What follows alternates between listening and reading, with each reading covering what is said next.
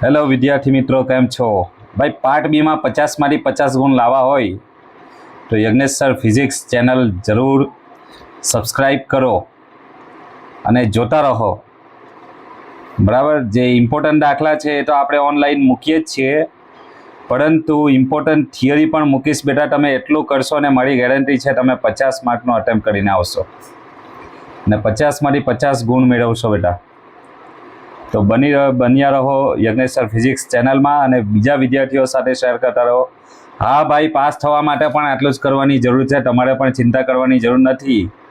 Pass પણ કરો બેટા. આ વિડીયો જોતા રહો અને પાસ થઈ જશો. તમે પાસ થશો, સાથે સાથે સારા ગુણ પણ પ્રાપ્ત કરશો ફિઝિક્સમાં.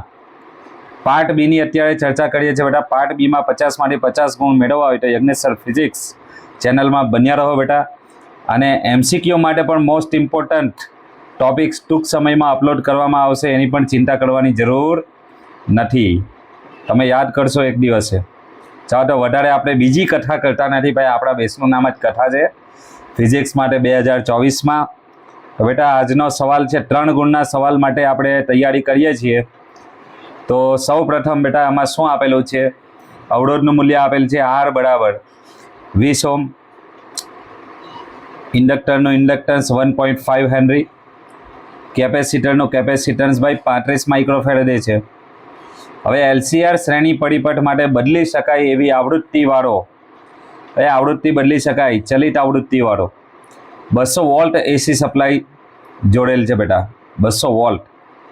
અને જ્યારે સપ્લાયની આવૃત્તિ પરિપથની પ્રાકૃતિક આવૃત્તિ જેટલી થાય ત્યારે એક પૂર્ણ ચક્ર દરમિયાન રૂપાંતરણ પામતો સરેરાશ પાવર કેટલો હશે? ભાઈ આ શબ્દ ધ્યાનમાં આપજો ભાઈ, એમસીક્યુમાં પૂછાય છે. આ ઘટનાને શું કહેવાય? જ્યારે સપ્લાયની આવૃત્તિ પ્રાકૃતિક આવૃત્તિ જેટલી થાય બેટા, એને અનુનાદની ઘટના કહેવાય ભાઈ. કઈ ઘટના કહેવાય? અનુનાદની ઘટના કહેવાય બેટા. અને આ અનુનાદની ઘટના છે એ ઘટના માટે ઇમ્પિડન્સ બરાબર અવરોધ R નું મૂલ્ય કહેવાય બેટા. કારણ કે કેપેસિટિવ રિએક્ટન્સ અને ઇન્ડક્ટિવ રિએક્ટન્સ બંને સરખા થાય બેટા, માટે ઇમ્પિડન્સમાં XL - XC 0 થઈ જાય. બરાબર છે. ચાલો તો એના માટે પાવર શોધવાનો છે ભાઈ. પાવરનું ફોર્મ્યુલા શું છે બેટા? પાવર શોધવાનો છે. Power P = VRMS × IRMS. ભાઈ સ્મોલ લખો, કંઈ વાંધો નહીં, ચિંતા કરવાની બિલકુલ જરૂર નથી.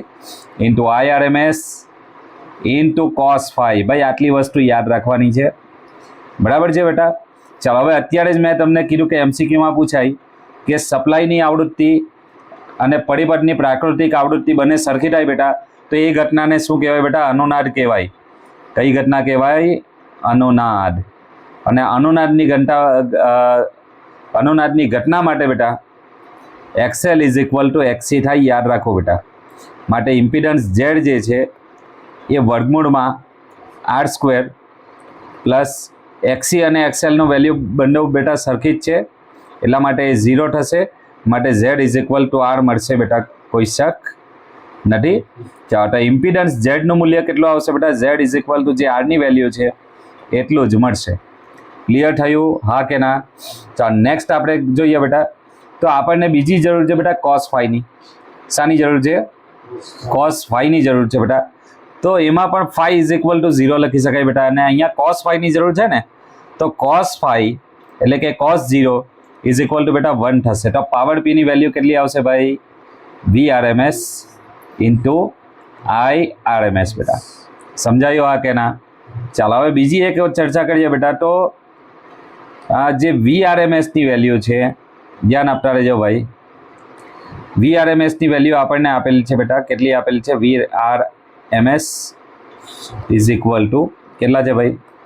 200.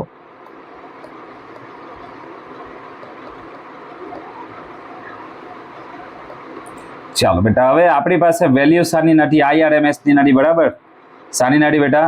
IRMS ની નથી. બરાબર છે.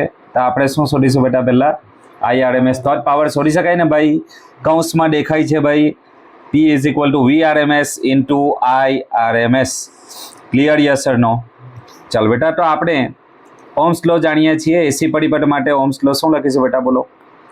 કે VRMS = IRMS × Z. બરાબર છે.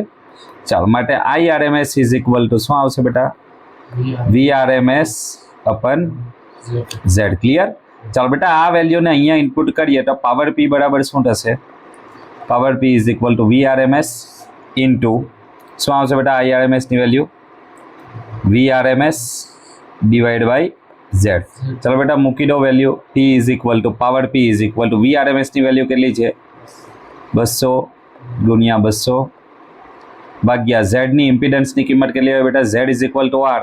તો Z બરાબર કેટલા આવશે? 20. સમજાવ્યું? તો પાવર કેટલો આવ્યો ભાઈ? કેટલો આવ્યો ભાઈ? 2000 વોટ આવી ગયો બેટા, હા કે ના? ભાઈ સમજ પડી હશે 100%. 100% જ પડવી જોઈએ ભાઈ. હવે સમય નથી ને આપણી પાસે, તો 100%ની જ વાત કરવાની. હવે આપણે 5-25%ની વાત કરવાની નથી. બરાબર? ચાલો, તો સમજાઈ ગયું હશે એવું માનું છું બેટા. આગળના વિડીયોમાં બન્યા રહો અને બીજા વિદ્યાર્થીઓ સાથે શેર કરતા રહો ભાઈ. સમજાયું?